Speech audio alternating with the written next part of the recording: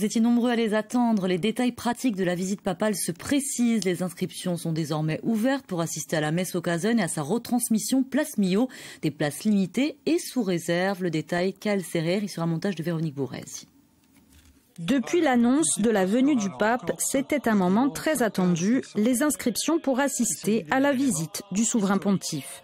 C'est désormais possible, le mode opératoire est simple, il suffit de se rendre sur le site internet dédié à l'adresse suivante, lepapencorse.corsica, et d'entrer les informations requises.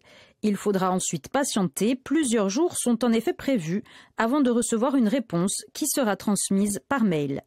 Toutes les préinscriptions seront ensuite traitées et les fidèles répartis entre les deux sites prévus en fonction des places disponibles. Première zone concernée, le Casone. C'est ici que le pape François célébrera la messe à partir de 15h30. 7000 personnes pourront se rendre sur site, invités compris. Seconde zone concernée, la place Millau. Le souverain pontife y fera étape dans l'après-midi et une retransmission de la messe sera visible sur des écrans géants. Ici, une jauge de 9000 places environ est prévue. À noter, il s'agit d'événements gratuits et les places disponibles ne seront pas numérotées. Pour le reste du voyage papal, plusieurs étapes sont prévues. Les sites du baptistère Saint-Jean, du Palais des Congrès, de la cathédrale et de l'évêché ne seront accessibles que sur invitation. Des zones libres seront-elles prévues pour le public avec un système de filtrage de sécurité.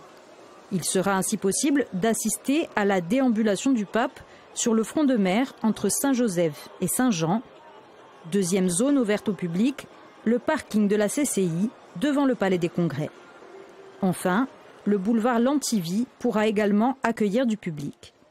Attention, il est nécessaire de bien s'informer sur les moyens de transport autorisés à Ajaccio le 15 décembre. La circulation des voitures personnelles sera fortement restreinte dans toute la ville et totalement interdite dans le centre-ville toute la journée du dimanche. En outre, des arrêtés municipaux vont contraindre le stationnement dans de nombreuses zones de la ville dès le 9 décembre. Toutes les informations sont disponibles sur le site de France 3 Corse et sur le site internet de la ville d'Ajaccio.